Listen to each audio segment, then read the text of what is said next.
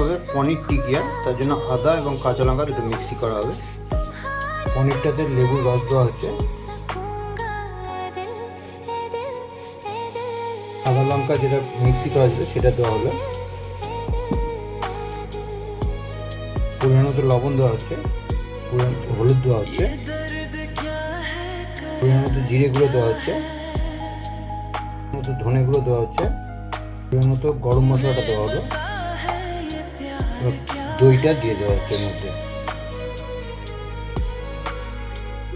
এটা এবার মাখিয়ে রাখা হবে, মিনিট 15-20 মতো মাখিয়ে রাখা হবে জিনিসটা। এটা আমরা ভরতে হবে।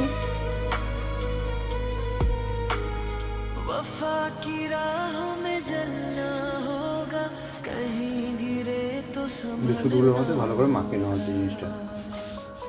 এটা গরম হয়ে গেছে, এবার এগুলো দেওয়া হচ্ছে।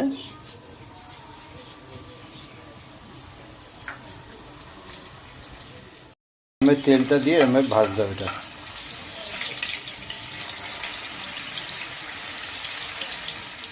এটা একটা দিক ভাজা হয়ে গেছে আর একটা দিক ভাজা হচ্ছে। এটা ভাজা হয়ে গেলে এবার এটা তুলে নেওয়া হচ্ছে।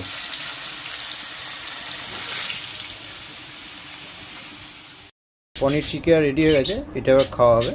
এরকমভাবে বাড়িতে বানিয়ে খাবেন, আশা করি ভালো লাগবে। ভালো লাগলে লাইক সাবস্ক্রাইব করবেন, এটাই আশা করি।